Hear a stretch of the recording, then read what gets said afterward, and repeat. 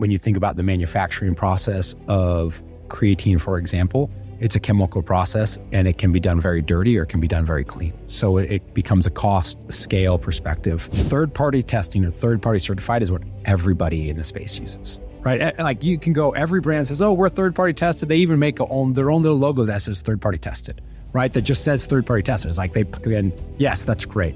A lot of what you see in third-party testing is actually just certificate of analysis. And so post-production, you get certificate analysis, and it's normally done by an external lab that says lead, arsenic, all these things. And you can pull them up online. It's like third-party tested. It's not actually verifying anything other than this won't kill you. This episode is sponsored by Momentous supplements. You may assume that you're getting everything your body needs from your diet or a simple green juice, but I recently discovered that most people, including myself, are still short on essential nutrients our body needs to function at our best. So I have been taking Momentous creatine, omega-3 and protein daily to ensure that all of my bases are covered. If you follow me on Instagram, you know that I am a huge proponent of 5 grams a day of creatine and 2 grams of EPA and 2 grams of DHA daily. And according to my body weight, I am doing 110 grams of protein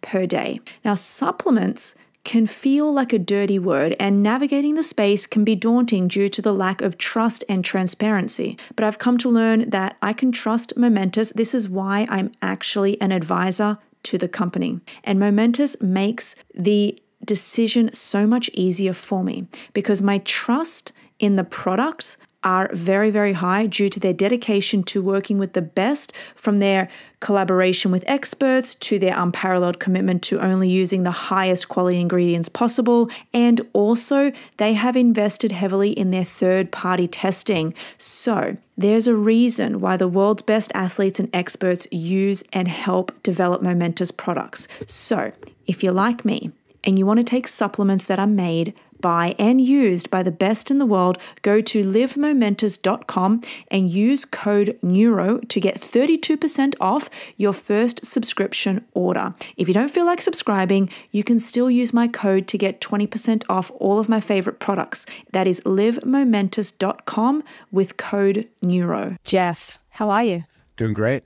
I'm so excited to be here in the head office of Momentous, and a lot of people know Momentous on this podcast because I've personally been affiliated with the brand since, I would say, 2021, and I chose to partner with you guys mainly for 3 reasons. One is quality of your third-party testing, which we'll go into. I love the fact that you do scientific research. You've got a board of advisors, and you're currently staying up to date with the latest in science and medical research. Thirdly is the fact that my audience is all over the world and you guys are shipping internationally. Yeah. So why don't we first start with, what does human performance mean to you? Yeah. Human performance to me is I don't know, everybody associates performance kind of like with athletics, right? And there's this big stigma around it, but I really believe human performance is, are you able to live the life that you want to live, right? All of us have different goals, different outcomes. Like me as a CEO and a father, like I want to perform a little differently than I'm probably going to want to perform when I'm 60. And so performance is just like, are you able to do the things that you want today and tomorrow and the next day? It's like this, how do we, have lifespan and health span be the same is performance, right? It's not just, can I run a 40-yard dash really fast or can I bench press a ton of weight? That was performance in another life, but no longer is how I classify performance. Do you see a shift? So I've been doing this podcast for quite some time now. I've been in the industry going on, 15 years almost. I've seen a rise in the amount of people now understanding longevity and human performance. I think it's only come about in the last maybe 2 or 3 years. Yeah, I think definitely COVID helped spur a whole generation around health and wellness. And maybe not even just health and wellness, like longevity, thinking about what that means, and their ability to dive in and actually understand deeper, richer content, I think, than most people were used to. Yeah, which is a really good thing. Yeah. That's something I'm happy about. It's amazing, right? giving humans access to the knowledge is so important because if people understand why they're doing certain behaviors, they are way more sticky for sure. But that brings us back to, which is actually going to tie into my question around, do you know why you're doing what you're doing when it comes to supplementation? And the theory that I have is, we've got this pyramid to human performance. That pyramid is, at the bottom sits exercise, sleep, nutrition. And I think of everything else as the icing on the cake, the accessories. Yeah.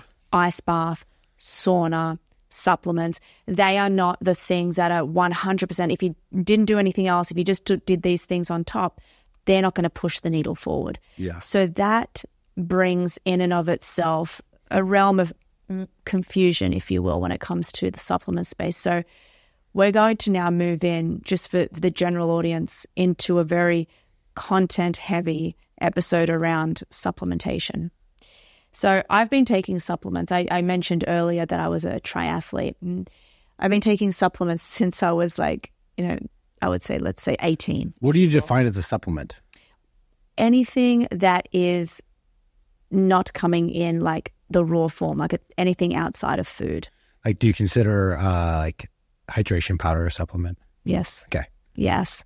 So, and is that what you do? Yeah, I think there's a lot of misconception around like sports nutrition and supplement and dietary supplements. Like some people think of like dietary supplements as vitamins, minerals, pre-workouts, things like that. And then sports nutrition is more of like hydration, protein, et cetera. I mean, ultimately they're all kind of classified as the same, but I do think like if you say, hey, this protein powder, is that a supplement or is it sports nutrition? I think a lot of people would classify it as not a supplement.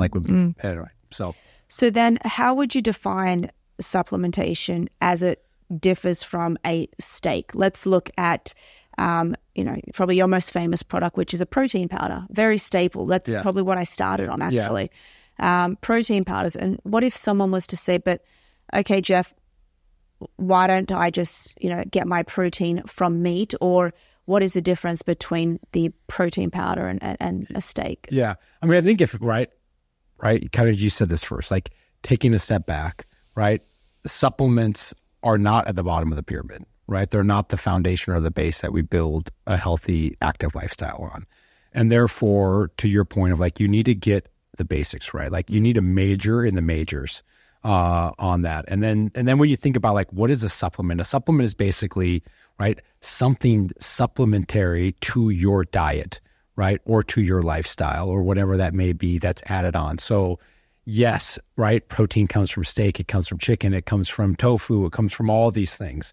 But you also get a lot of other things. And so what does a protein supplement do? It gives you, right, it basically, like a whey protein isolate is removing all the fats, all the sugars, all the, right, lactose and all the other things from dairy to just get almost a pure protein. So easier to digest. You don't have the rest of the other challenges that can come with whole food proteins, et cetera. That's really important, but also just a easier way to consume, right, protein if we're living as active adults and we need certain amounts of protein to be active. And whey, W-H-E-Y, comes from what word? What does whey mean? Whey, that's a good question. Like, does that mean it's coming from a milk? Yeah, whey. Whey is a byproduct of milk. Okay. So whey is a portion of the milk. Because there is a difference, and I know that this is very controversial, especially on the social media space, between getting your protein powder from a plant source, such as pea protein, for example, or a whey protein. Yeah. So whey protein isolate is essentially the gold standard when we think about a powdered form of whey. So you have whey protein isolate, then you have whey protein concentrate, and then you have milk protein concentrate, right? And so there's like different levels that come from dairy in terms of, in whey protein isolate, it is the highest refined form, right? And has the least amount of other fats, sugars, lactose in it as well. And then when you compare, right, a whey protein to a plant protein. And so there are some really unique things between whey and plant. No plant protein has a complete amino acid profile, right? And that amino acid profile is actually critical for your body to be building blocks of tissue and things like that. So it doesn't have, no plant contains a single amino acid profile. So you always have to combine more than one plant-based source, or you have to add an amino acid to that. So like pea protein as alone is great, but it's not a complete amino acid profile. So therefore it's not really doing you all the benefits. So you always need to look for some combination of pea and rice or whatever that may be. We use a pea rice combo to achieve the right amino acid profile within that. And so that's really one of the big differences. Also, plant protein is much harder to absorb. It comes with natural sugars and things like that whey protein isolate typically doesn't. And then with anything, also what's super interesting, and most consumers don't think about this, is plant proteins actually have higher amounts, trace amounts, but higher amounts of heavy metal. And when you think about that, the ground is absorbing those heavy metals, right? And it doesn't take like 20 peas to make 20 grams of pea protein. It takes a lot of peas. And so when you think about the boiling down of that, it's actually quite impactful. Or it's not health risk, but like when you think about the two different portfolios of like whey protein versus plant protein, it's all that. We have plant protein on the market. I consume our plant protein often, but it's just, there are very big differences in the two. And by amino acid profile, are you generally speaking about leucine? Yeah. Leucine is really, really important when we think about it. And whey protein isolate has high amounts of leucine in terms of the amino acid profile. what you're looking for. Yeah. Since I've been on that, since I've been taking that to begin with, that was the first supplement I ever took. I think I've been privy to so many different types. I remember even at night I was taking a casein. Yeah. Just to replenish me throughout the night. And I mean, I don't know what the research is on that. Yeah. So casein is it comes from milk, right? And it kind of splits out, and casein is much slower digesting than a whey protein isolate. So casein at night would make sense, right? You have a much slower release over time. So as you sleep, your body slowly digests it. What I want to understand, because ever since you said whey protein now and described where it comes from, I want to understand what the difference is in manufacturing. And this is going to take us down a rabbit hole because I know that one of the first reasons why I partnered with you guys is because of the way that you do third-party testing. But not a lot of people understand that. The supplement industry is a highly unregulated industry. We know that. Yeah. But if we're looking at the state of the FDA right now, I would probably say that that's also a highly unregulated industry, but that's my opinion. But what we mean by highly unregulated is it means that anyone can really buy a vegetable capsule, put whatever they want in it, slap a label on a bottle, and sell it on the internet. Yeah. It's which is scary, because to the average person who doesn't have the education around this, like you and I, may be buying that and they may not know what's in it. And one thing that I'm often telling people is, where are your capsules manufactured? And then, do they have third-party testing? So can we first understand, where is Momentous actually getting their supplements from? Who's making it? Yeah, really good question. I think if we back up, I never wanted to be in the supplement game. My co-founder and I, this was not our vision. Okay. Right? We did not want to be a supplement company, supplement founders. You kind of know the backstory, but we started as a spin out from a biotech, doing something a little bit unique. And we ended up acquiring the Momentous brand about 3 years ago. But we fought going into the supplement space for a long time. And it was partially because of what you just said, is there's not a lot of trust and transparency. And I had my ego at play. I was like, I don't want to be a supplement company CEO like this. Like, coming from somebody who's probably consumed millions of dollars of supplements over my professional athletic career, it was just like a space that I wouldn't have felt proud to be in. And it took me some time to even be like, no, I'm the CEO of Momentous. What do? We make the highest quality supplements, right? And it took me a while to be able to own that. And why? Because fundamentally, I believe our category is pretty broken, right? And it's broken because of lack of trust, a lack of transparency, and there's so much noise in this category. There's no curation. There's just like, here's 500 things, go fend for yourself, right? And here's the next hottest thing, here's the next thing. And there's not a lot of weeding through of the BS out there. And I'll say we as a business are working really hard to get better at all three of those things: trust, transparency, and the curation, like cut through the BS, cut through the noise of it. And so when you think about why Momentous, like what you're talking about is our standard. And our standard is really three core pillars. The first is what we call science and advocacy work. Are we committed to doing research? Are we committed to innovating? Are we following the latest science? Do we actually hold true in our portfolio, like the science is progressing or not progressing? What do we do with this product? Or is there another product we bring on, right? Funding that research, as well as advocacy work on Capitol Hill. It's something that I'm really proud of that the business does, is like, how do we continue to gain access and do our mission of democratizing high performance? The second is all about ingredients, where you source from, how you source, right? All of these things, right, that are so important. And then the third is certifications and testing. It's like, what are the things that our manufacturer has to go through? What are the things that we do post-production versus pre-production? So all of those things are incredibly important to us. And so I say the second one is kind of what you hit on. Where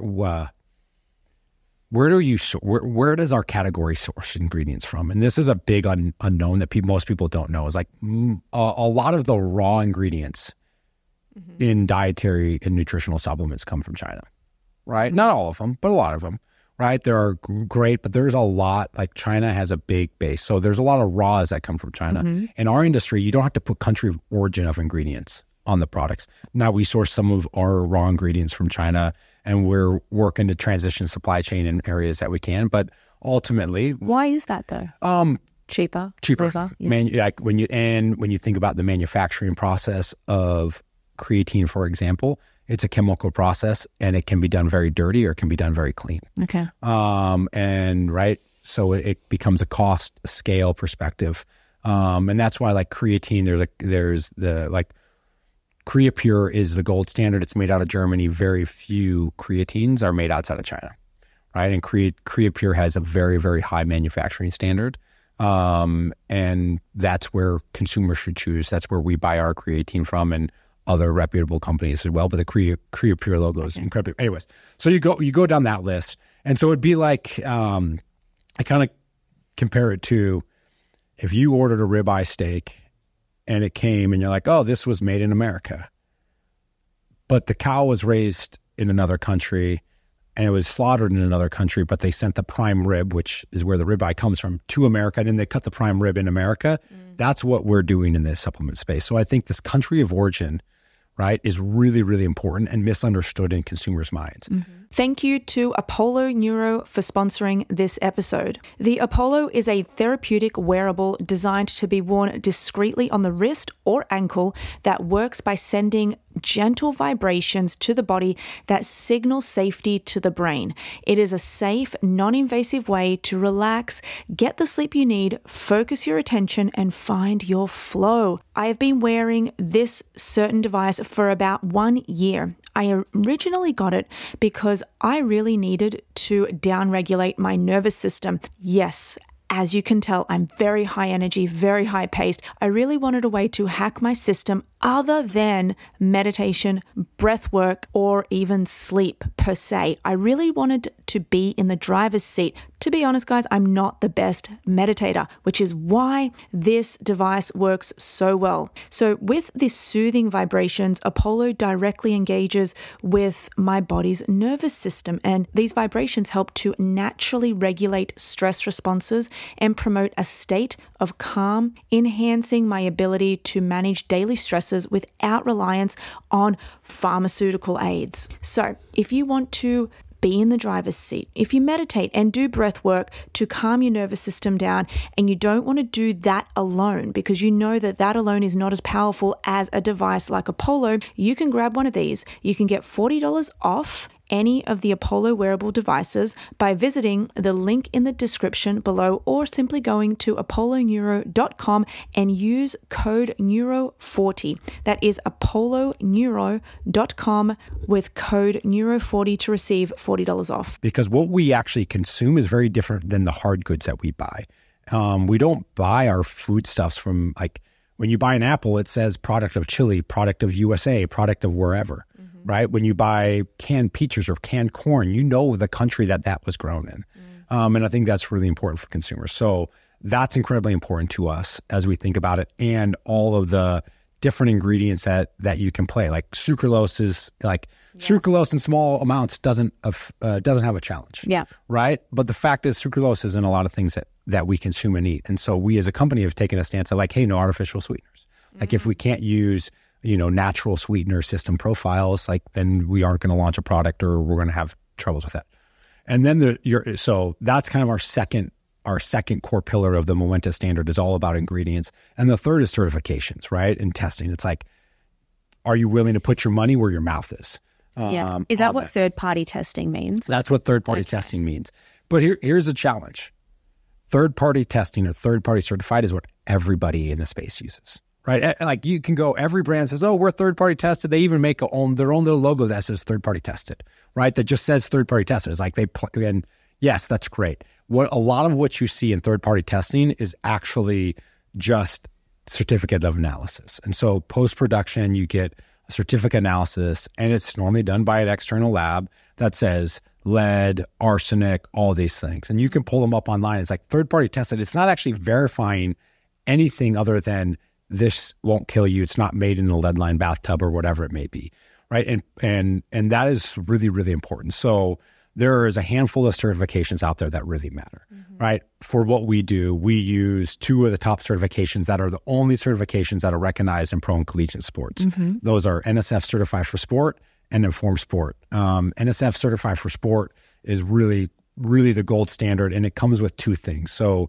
not only are the content certified in that product, so what is on the label is actually in it. And so, for example, like we had a production run where we were out of spec on sodium, because the product that came in had the raw ingredient had more sodium than that was on the spec sheet.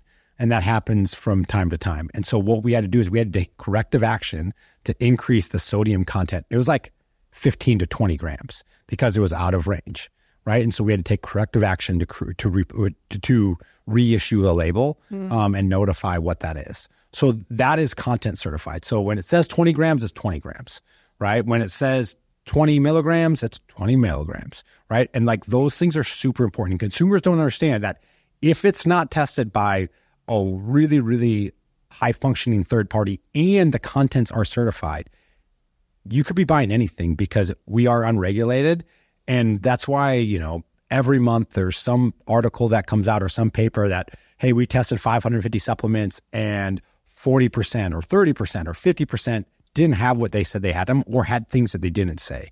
So the first component of testing is like, do we have the ingredient that we say in it, right? The second component of third-party testing is, does it contain anything bad, right? So that's the banned substance testing. So content certified is one thing, banned substance is added on it. Does it contain any of the banned substance or bad shit, right, that NFL and collegiate teams have banned, right, that competitive sport have banned? Now, generally speaking, like I don't want to buy, right, a Beyond Meat burger that might have bacon in it, right? Yes. And consumers don't either. And if you want to go buy something that could be potentially banned in pro and college sports, go buy that. But you shouldn't worry about your whey protein having something in it that shouldn't be in it, right? That got cross-contaminated. So that's all that is. So when we think about, that's what third-party certification means to us. And what people don't understand is the brands that do this, and there's some very good brands out there, right? We're not the only one that uses NSF, and thank God we aren't. But it's really important that when you fail these production runs, if you have banned substances, it goes in the dumpster. This isn't a like, oh, we just relabel and do it. No, it goes in the dumpster. If you fail content certified, right, you have to either take corrective action, right, relabel it or do something, or put it in the dumpster, right? You have these choices. And so that's what's so important from a consumer standpoint. And also, it's very expensive to do these things. And that's also what the consumer doesn't understand is it's super easy to be in our category. Like, Louisa, you and I could go start a supplement company tomorrow. And as long as we got labels and things designed, we could probably sell it in 3 weeks. Oh, yeah. Right? Because you just go, slap a label on it. There's all these white labels. So the barriers to entry in our space are zero. And that's one of the challenges. It's highly fragmented. There's so many players, and there's thus so many noise and so many like lifestyle niches and all these things that people play in brands. And it's like the bottom line is in our category, if you don't certify, right, and you don't care about what those things are, then it's a big problem. And that's what's created this lack of trust and transparency. To your point, like there's supplement industry is a multi-billion-dollar category. Tens, hundreds, it's like $120 billion or something ridiculous category, right?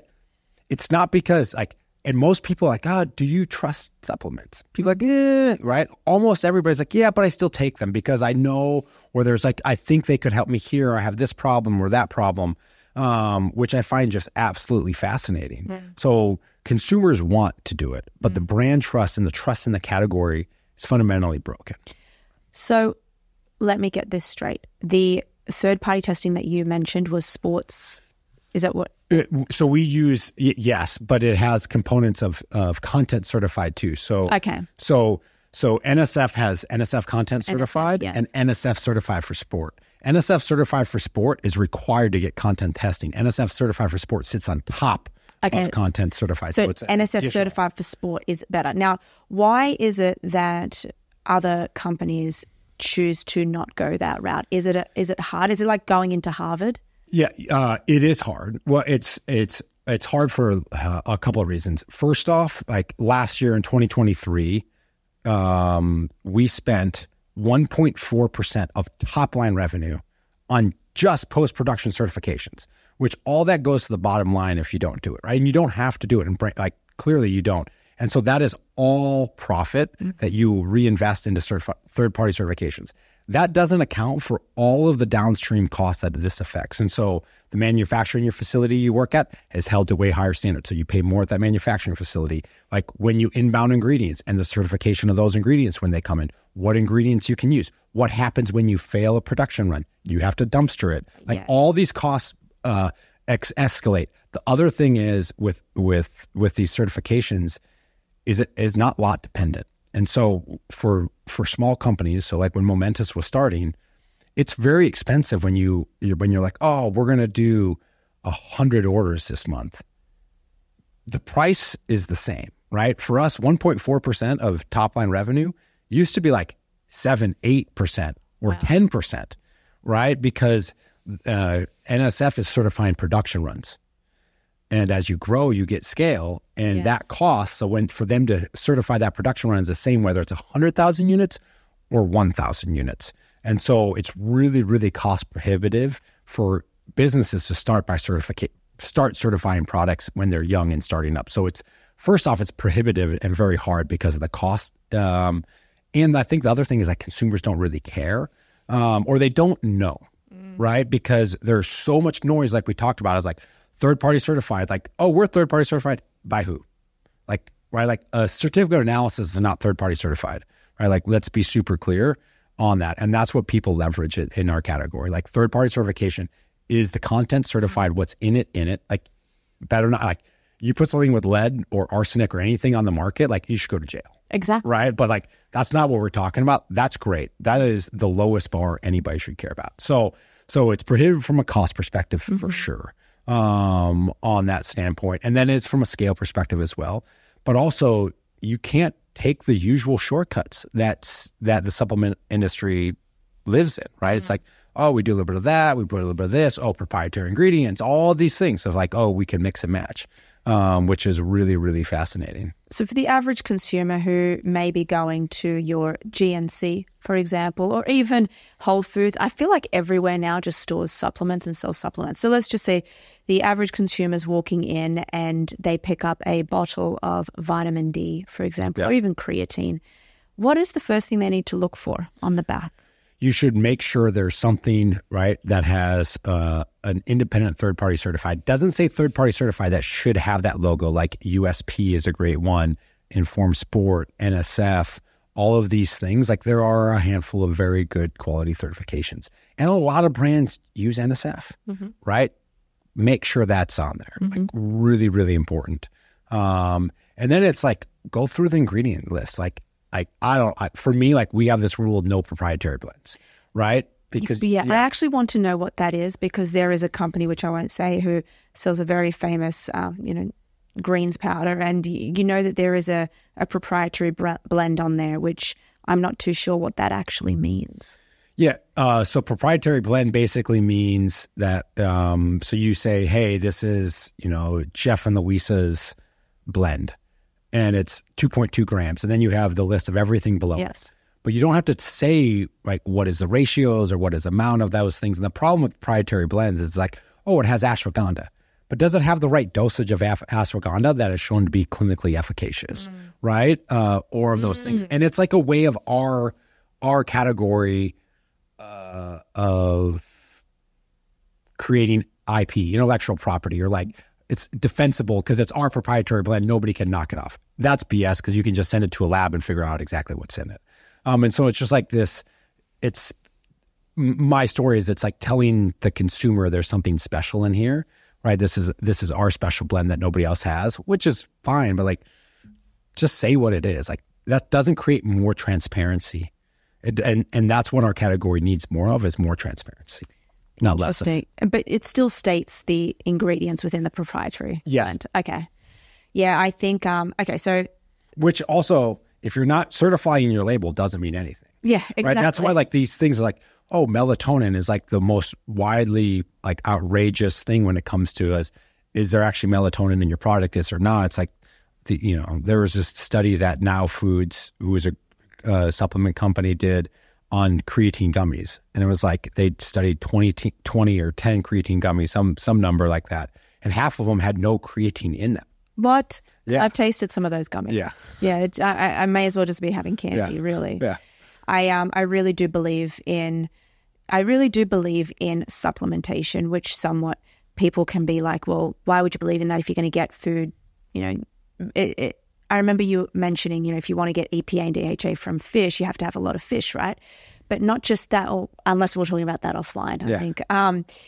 The recommended daily intake for EPA, DHA, as per neuroathletics guidelines, is 4 grams a day, right? To meet the standards of good cognitive health over the lifespan. If you think about 4 grams per day, right? And you think, well, I want to get that from fatty fish, salmon, mackerel. You may be having tons of it, right? But that's not the exact reason why I'm personally taking supplementation. Have you seen Seaspiracy? Yeah. A documentary? Crazy. And you think, before then I thought, okay, well, I'm eating all this fish. But when you look at what the fish actually contains, they were cutting open salmon, tuna, and they were opening up these fish, and they were finding bottles in these fish. So you're not even having the mercury and lead, whatever it is that you're finding with these fish, but you've also now got plastics that you need to deal with. I think to myself, well, I don't want that. I want the purity of a fish oil supplement. So my next question in terms of fish oil and manufacturing and how clean it is how do you actually get the fish oil from a fish that has not been farmed, for example? Yeah. So it just all comes down to sourcing and what you prioritize when you source. Okay. And so, right, for us, we source our fish in a combination of small fish, right, from off the coast of Norway, of the Norwegian, and then also off the coast of North Africa. And all of it is actually distilled and processed in Norway. And then it's encapsulated here in the United States. And so Norway is they're like the granddaddy of omega-3 fish oil. And they have really, really sustainable fishing habits as well. And so like sardines, mackerel, et cetera, like small fish are really, really important when we think about it on that. So that's how you think. But like you can source fish oil from China you can source fish oil from the Bering Sea in Alaska. Like we're working on this project to make, a liquid fish oil rather than gel caps. And we're going to source it most likely out of Alaska because cod liver oil, right, is a pretty mild, easy to use, and you can like single source it. So anyway, so that I would say like when we think about everything, it all comes from sourcing. And one of the things that we haven't done great as a business is we haven't told all of our sourcing stories. Well, right? I actually didn't know where it was, because I do get a lot of questions as well from the viewers, what type of fish oil is it, the EPA and DHA? Yeah. What type of fish? What type of fish, yeah. Super interesting. Yeah. And you just mentioned it's I mean, we don't, and like this again, like we have these, I would say part of our problem, at Momentous, like we were really built in pro and college sports, right? We were built in some unique places, and marketing was never what we built our business on. Like we built our business on like having one-on-one conversations with some of the best dietitians in the world and like building really great products and understanding the sourcing story. But we never built it based upon brand and marketing. It's just recently that we got good at brand and marketing. And it was like... Because you had to. Because we had to. And because like next thing you know, like we have people like you and other people who have loud voice are like, this Momentous brand is real. Yeah. Right? Like, oh, I resonate with them. And it's like, oh man, we have something here that's super special. Rather than just building a business in pro and college sports, we can build a business that was built in pro and college sports, that's built on the foundational, right, principles and the standards required there, because fundamentally, I believe the consumer market like cares, right? Like they know, like the dietitian for the 49ers is not going to go buy fish oil from a big box store and be like, oh, here it is. No, he's going to say, I need this much DHA and this much EPA, and I and I need it to know where it's sourced from and understand the quality, purity, make sure heavy metal testing is performed on, and all these things, which doesn't like that's not what happens in the consumer mind. And as you know, like the difference in between, right, omega-3s from what you can buy on shelf, even like in the grocery store, is vastly different. And the consumer doesn't understand, right? Most consumers don't understand, like there is a huge difference, not just on how much EPA and DHA is in a product, but where is it sourced from, right? What's the sustainability? All of these things are two very different things. And that's where it's like, to me, omegas are, the variation in the market is massive. Yeah. And it's really, really quite scary, right? When you think about, my dad's a great example. He's been, I've been taking fish oil, this is my old man talking. I've been taking fish oil since 98, before it was cool. Right. And he's like, why should I buy your crap? Right. I'm like, Dad, hold on. But he'd been buying, $25.95 for 180 caps. And I was like, well, because you have to take 12 of those. Correct. Yeah. To actually equal the same dosage of ours. And I was like, that doesn't that's way more expensive. Right. And you're just taking on a bunch of fish oil, right? Because that's the other thing.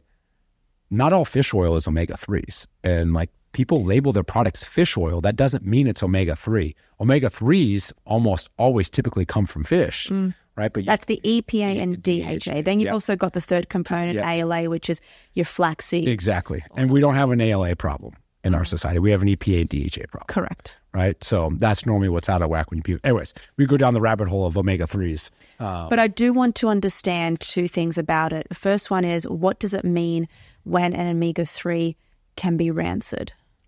Ooh, that basically, right? So omega-3 can be rancid, meaning it's gotten too hot in storage or post-production, et cetera, or has been exposed to too much air on there. So a couple important things, like when you think about it, is you always want to keep your fish oil or your omega-3s, right, in a cool, dark place, preferably the fridge, right? If you're going to store it there for long periods of time, like to enhance it, right? You don't want to expose it to excessive heat. And you always want to make sure that's in a dark colored bottle, right? Amber, we also choose glass, as there's some suggestions that glass can help protect it from oxidation as well.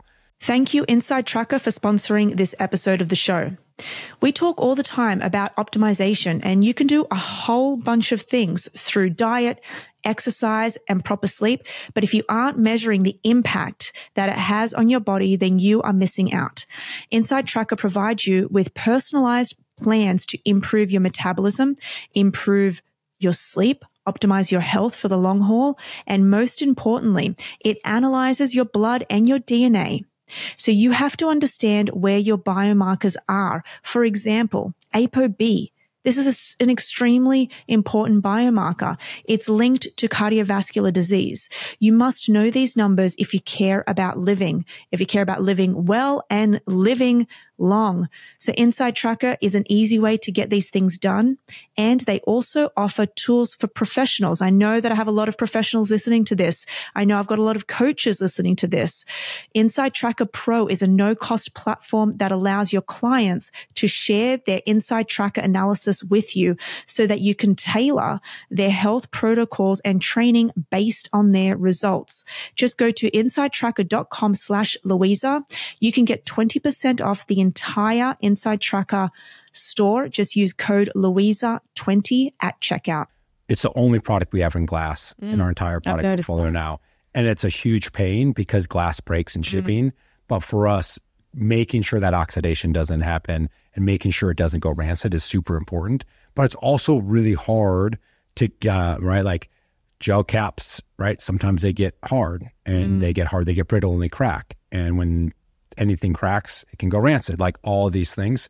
Or just like you have a bad manufacturing process. And we don't have like the manufacturers that the high quality brands work with don't have a challenge in manufacturing. It's all in shipping, fulfillment, and storage.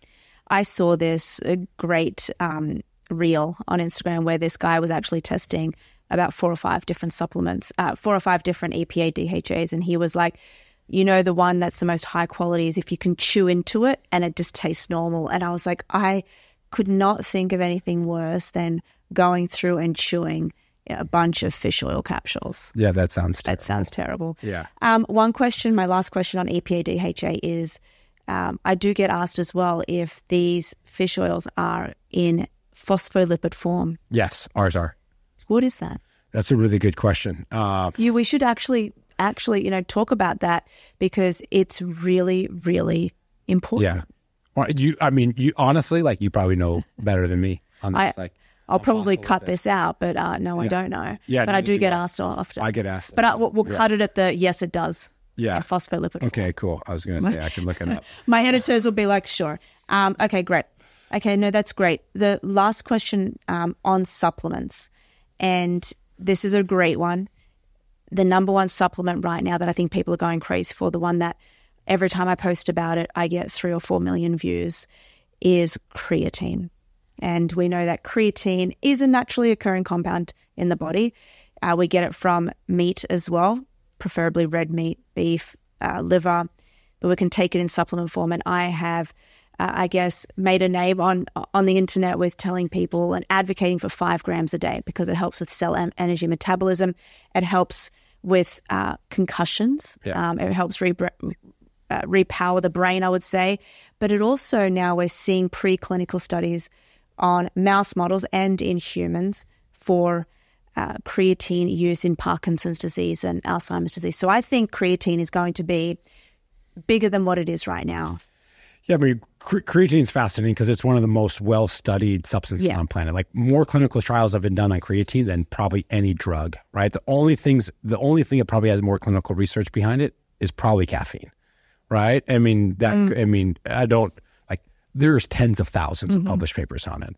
Creatine is definitely the most misunderstood supplement or dietary, nutritional, whatever you want to call it, on the market, right? It's under-respected, it's underappreciated on the benefit that it does. But just like to your point, it helps with the cellular energy production. Yeah. Like it's just so important in everything that we do. And all that we do is energy, right? Yeah. So it's helping with energy efficiency, et cetera. I mean, it's so interesting in our work with pro and con sports, like creatine is considered a prophylactic for brain health, right? Like, right? Because there's been studies that show, hey, if you're supplementing with creatine, right, when you enter a TBI or a subconcussive event, you have less severe symptoms and a less severe TBI, right? Which is insane. Oh, and you recover faster when you supplement creatine post. but that all goes to like how our brain functions. And it's just so fascinating to me that, I mean, I had no idea about creatine and brain health, or like as an ex-NFLer, right? Like I thought of creatine as strength training, right? Like, oh, I want to get big. And that is the biggest fallacy that I've learned and uncovered. And probably one of the most interesting things that I've learned about, right, from being in the space. And no, creatine is, right, a foundational thing. I would have, like 10 years ago or 5 years ago, I would have never said creatine should be one of the three things that the majority of humans should be supplementing. And the other great thing about creatine is it's relatively inexpensive when you think about what it all means. Now, right, where you source it from matters. I believe you still need to be certified, like at what's in it's in it, right? But creatine monohydrate, right, is like 99% absorbed in the body. It's like really, really effective. What doesn't get absorbed, you pee it out, right? And I think that's like a really, really important thing for consumers is like, there's all this, like, is it, you know, this special delivery or whatever? It's like creatine monohydrate is creatine monohydrate. I do think country of origin matters on there. And I just think fundamentally how things are produced and made is important. But other than that, yeah, it's the one that it's just like, it's exploding right now and there's no cross reactivity. There's been so much research behind it, but it's also just, everybody's demystifying it right now. That's what you're doing. Yeah. Right? It's great because it doesn't. I want it in nursing homes. Yeah. Yeah. But it's like, it's also one of those things, it's like, whatever, 30 cents a day or 50 cents a day, right, costs nothing. And the potential impacts that, right, clinical research says just from, right, the energy metabolism in our body is so powerful. And if it can help, you know, any type of brain disease or cognitive decay, it's like, for like 30 cents a day is nothing. Again, that's like whatever, you know, like, you know, if you think about, you know, our 90 serving, it's like $130 a year for creatine, which is very, very little, very affordable. Correct. Right? Tastes like nothing, all those things. I think the other thing with creatine that's super important that people don't realize though is like creatine should be in its powdered form. When creatine, once creatine, if it's mixed in solution, has a very, very short half-life. So it starts converting into creatinine. Right? Hang on. Because I have been putting my creatine with a pre-workout. But for how long? But how long does it sit in it? Oh, like a second. Yeah, but no, okay. I'm like, so if you're buying a RTD drink I that has creatine in it, or a gel shot that has creatine in it, likely it's converting into creatinine, right? Like, which is what it converts to. That's really interesting. In the body. So it's really, really fascinating because we've been trying to figure out, like, how do you make it more accessible, right, to consumers? Because, okay, a 5-gram scoop is nothing, but still, if you could figure out how do you make creatine more accessible and effective, then you can have a bigger impact, right? Because our mission is all about like, how are we driving impact, democratizing high performance? And for us, like, I fundamentally believe we talked about the 3 products. Like there's, I call them the big 3. Marketing is going to get a better name than that, than me, than I pick. But like all the smart people I talk to and the power of Momentous is not me. It's not our head of science. It's not our head of product. It's our ecosystem. It's this collection of human beings from pro and college sports to people like you to academia. And it's like, what is everybody kind of saying? And we get to curate and bring that to life, which is really, really powerful for us as a business. And what we found is kind of collectively across all of pro and college sports, academia, right? Everybody's kind of saying, hey, they're like, you know, like, what are your top 3? And some people give me 5, but really, what are the top 3? It really centers around creatine, protein, and omega-3s, right?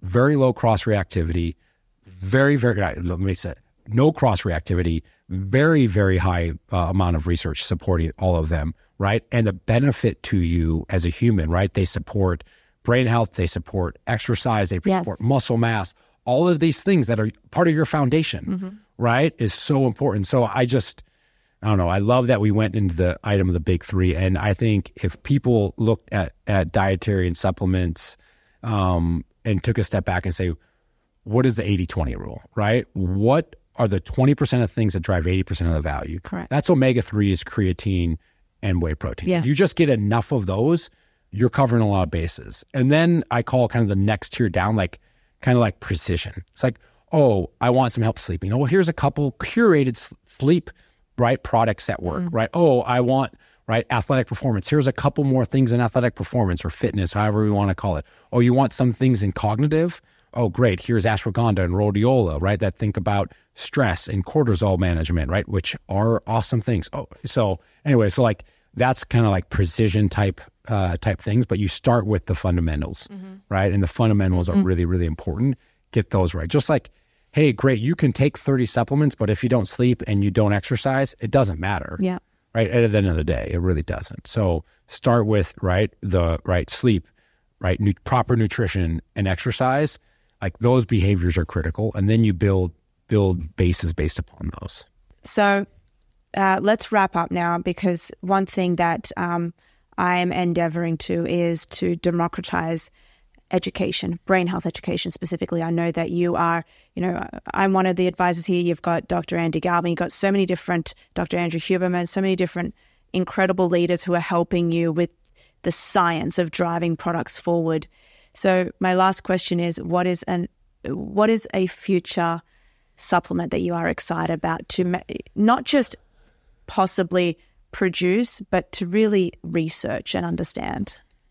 Yeah. So I would say me versus the business are luckily kind of aligned. So like you, like I'm really passionate about brain health. So my background as a professional football player and offensive lineman, like I am like, unlike most late 30s, like I think about brain health almost every day. Yeah. Because what I did for my past life is going to have implications long term. So I think like very proactively, and the things that I do in my life are geared towards long term brain health.